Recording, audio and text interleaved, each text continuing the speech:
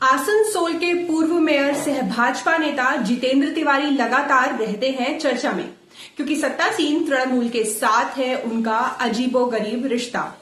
TMC नेताओं का रवैया बदलता रहता है समय के साथ साथ, कभी प्यार तो कभी जेल भेजने की कवायद।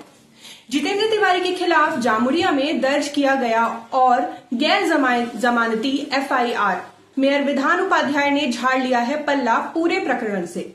तो आज चर्चा इसी राजनीतिक रिश्ते की। अब जुड़ चुके हैं आर्थिक धारा से, अभिवादन स्वीकारें। मैं अंजलि वाजपेयी, इस चैनल को कर लें सब्सक्राइब। लौटती हूं शीघ्र ही।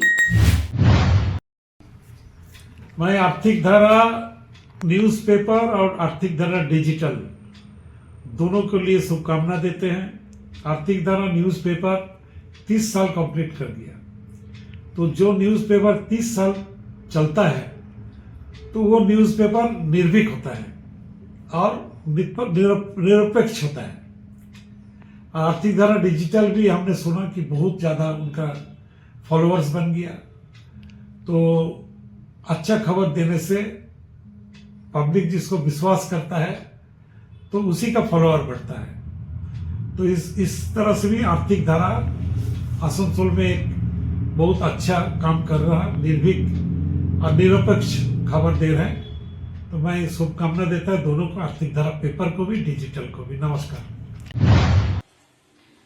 वर्ष 1970 में आई थी हिंदी फिल्म हीर रांझा। चेतन आनंद ने बनाया था इसे। नायक थे राजकुमार, नायिका प्रिया राजवंश। उसका एक गीत हुआ था सुपरहिट, जिसे लिखा था कैफी आजमी ने, संगीत से सवारा मदन मोहन और सुरों में बांधा था लता मंगेशकर जी ने। मिलो ना तुम तो हम घबराएं, मिलो तो आंख चुराएं, हमें क्या हो गया है।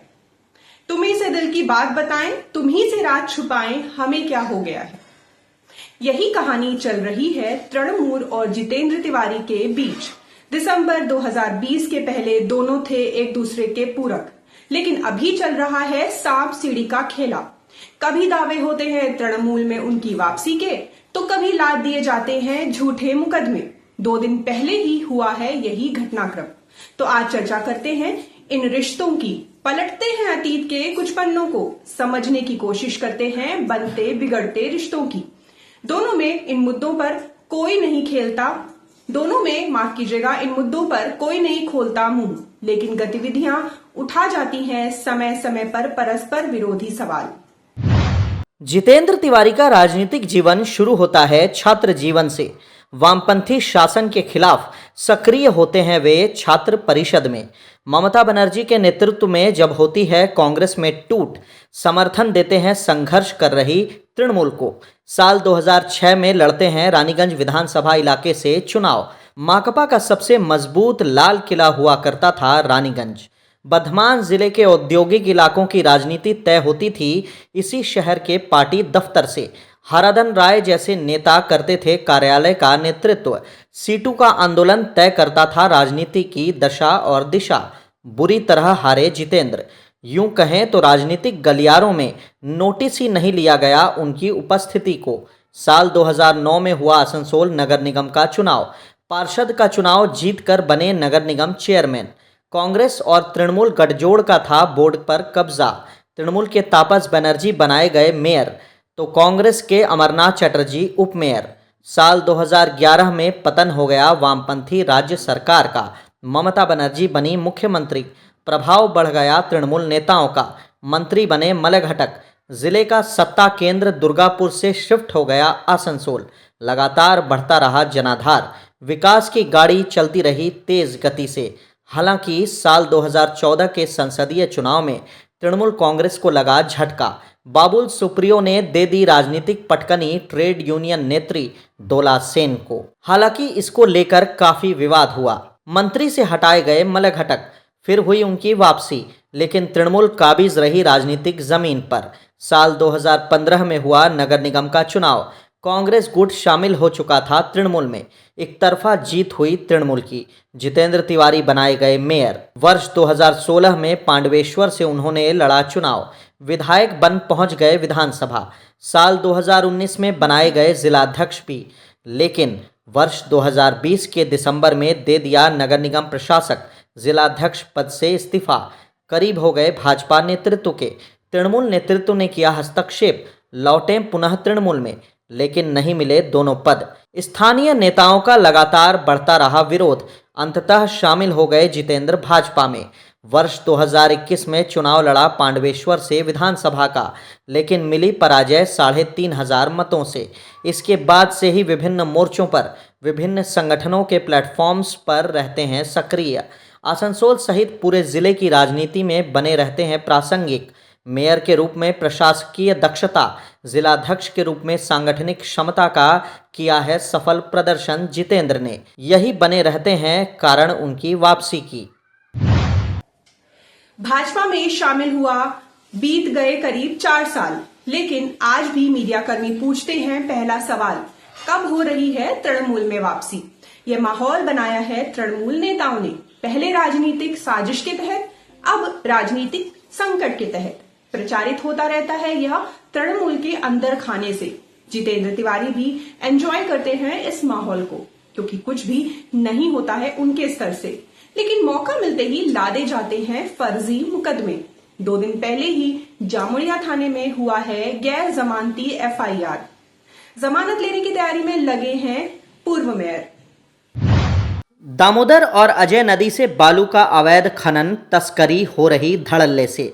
भारी भारी मशीनों का हो रहा उपयोग। इन नदियों में है नगर निगम के कई वाटर प्रोजेक्ट। जितेंद्र तिवारी को मिली शिकायत, अजय नदी के दरबार डांगा में हो रहा बालू का अवैध खनन।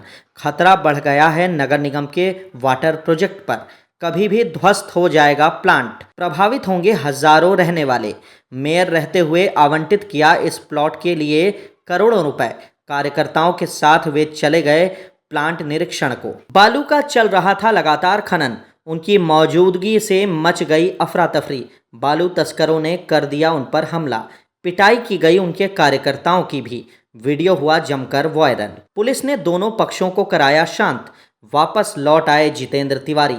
लगाया उन्होंने प्रशासन, नगर निगम पर आरोप, कम से कम वाटर प्रोजेक्टों के पास रोकें बालू का अवैध खनन, नहीं तो बदल जाएगी नदी की धारा। वाटर प्रोजेक्ट हो जाएंगे ध्वस्त, पूरे शिल्पांचल में मच जाएगा पानी के लिए हाहाकार। इसके पहले भी बालू के अवैध खनन को लेकर प्रशासन को कर चुके हैं वे सचेत। পৌর নিগম ওই ওয়াটার প্রজেক্ট রক্ষার জন্য, মেনটেনেন্সের জন্য একটা এজেন্সিকে দায়িত্ব দিয়ে রেখেছে, তাকে প্রত্যেক মাসে পৌর নিগম টাকা দেয়। আমরা কয়েকজন যখন যাই সেখানে দেখি যে একদম তার পাশ থেকে বালি উত্তোলন হচ্ছে, এবং সঙ্গে সঙ্গে দেখলাম কয়েকজন বালি মাফিয়া এসে আমার সঙ্গে যারা ছিল তাদের উপর হামলা চালানো, পাথর ছোড়া, বড় বড় যে কোনো দুর্ঘটনা ঘটে যেতে পারত। পরবর্তী ক্ষেত্রে পুলিশ এসে আমাদেরকে রেস্কিউ করে, এবং সারা বাংলা দেখলো কি ঘটেছিল, সারা বাংলা দেখেছিল, ভিডিও চারিদিকে ভাইরাল হয়েছে। এবং কাল রাত্রে খবর পেলাম যে যারা এইসব ঘটালো তাদের বিরুদ্ধে তো কোনো ব্যবস্থা হলো না, উল্টো আমাদের বিরুদ্ধে FIR করে দেওয়া হলো।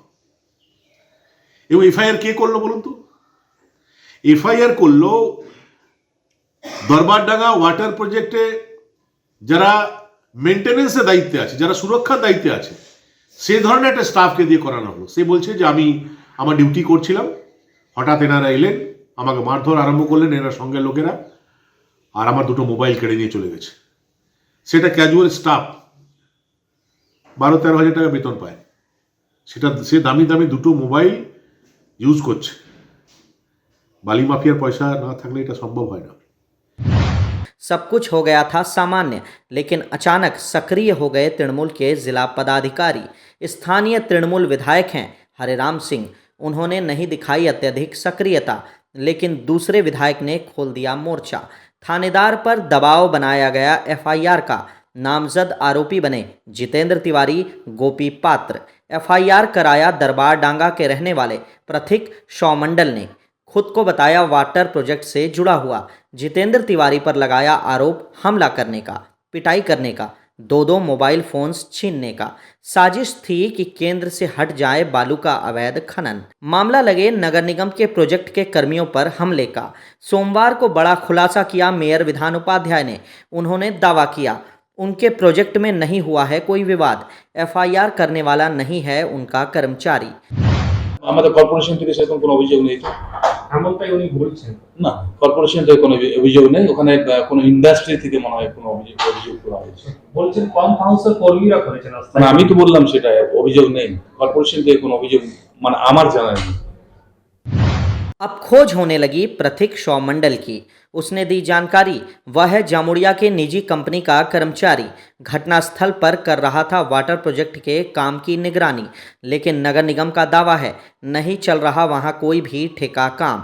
निजी कंपनी का वाटर प्रोजेक्ट है वीरकुल्टी में, घटनास्थल से है 4 किलोमीटर दूर। वायरल वीडियो में खुद सूचक दिख रहा है जितेंद्र तिवारी पर हमला करते हुए। हालांकि इस वीडियो की पुष्टि नहीं करता आर्थिक धारा, तो सवाल उठ रहे हैं एफआईआर की सत्यता पर, सत्ता के पावर पर भी। जिस नेता पर हुआ हमला, कर्मियों की पिटाई, उसी पर दर्ज हुआ हमला करने का गैर जमानतीय एफआईआर। तृणमूल नेता ऑफ रिकॉर्ड दावा करते हैं अक्सर हाँ वापसी हो रही है पार्टी में जितेंद्र तिवारी की। शुरुआती दौर में थी इसकी अलग रणनीति, भाजपा में कमजोर करने के लिए होते थे ऐसे दावे, लेकिन अब मेयर जिलाध्यक्ष के खिलाफ बनाना होता है माहौल, तो फिर दावे होने लगते हैं वापसी के, ताकि इन नेताओं पर बनाया जा सके प्रेशर। दूसरी तरफ होते हैं फर्जी एफआईआर।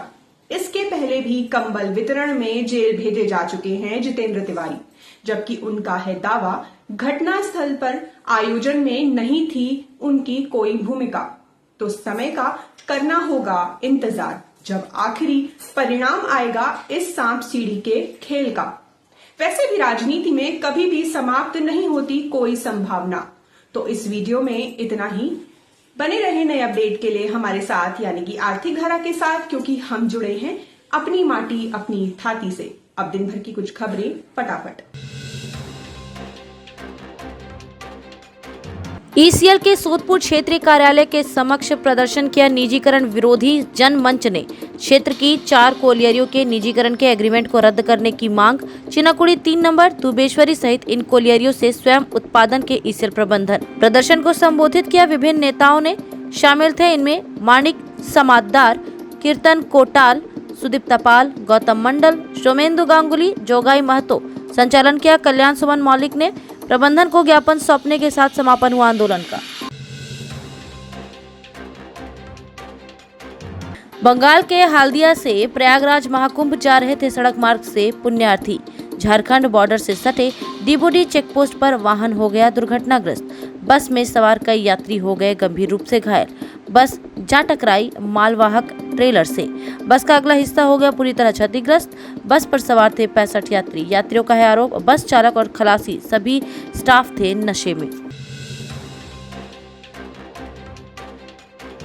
काकसा थाना अंतर्गत पानागढ़ बाजार में हुई थी सड़क दुर्घटना। मौत हो गई इवेंट इंचार्ज सह नृत्यांगना सुतेंद्रा चैटर्जी की। हुगली जिले के चंदन नगर से जा रही थी बिहार के गया।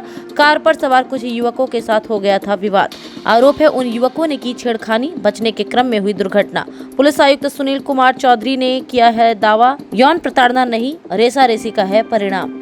जांच में खुलासा हुआ आरोपी युवकों का परिचय। एसीपी ने किया कार मालिक बबलू यादव के घर और गोदाम का निरीक्षण किया। शीघ्र उनकी गिरफ्तारी का दावा। सीआईडी अधिकारियों ने की अपने स्तर से जांच। आसनसोल के शिक्षाविद समाजसेवी चंद्रशेखर कुंडू संचालित करते हैं बच्चों के 18 शिक्षा केंद्र। मकसद है स्कूलों में छात्रों का ड्रॉप आउट रोकना। केंद्र के 200 बच्चों के साथ मनाया गया होली महोत्सव।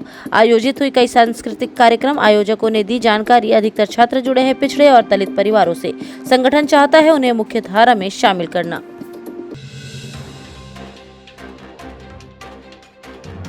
और दक्षिण 24 परगना जिले के सोनारपुर के रामचंद्रपुर में स्थित है एक्सॉर्ट्स फ्यूचरा नीट प्राइवेट लिमिटेड। 100 युवतियां बंधक बनी हुई है 15 दिनों से। स्थानीय लोगों ने रोजगार की मांग को लेकर कर दी है तालाबंदी। फंसी महिलाएं हैं झारखंड के धनबाद जिले के पंचेत इलाके की। परिजनों को वीडियो भेज कर दी है मामले की जानकारी। रेस्क्यू के लिए जिला प्रशासन से लगा रही गुहार। झारखंड के धनबाद जिले के मैथन में पलटी गौवंश से लदी पिकअप वैन। घायल हो गए कई गौवंश। चालक पिकअप वैन में बैठे युवक सफल हो गए भागने में। मौके पर पहुंचे मैथन पुलिस अधिकारी। वाहन को किया गया जब्त। पशु ले जाए गए इलाज के लिए। स्थानीय लोगों ने जताया काफी रोष। तस्करों के खिलाफ पुलिस करे कड़ी कार्रवाई, नहीं तो विवश हो जाएंगे आंदोलन करने पर।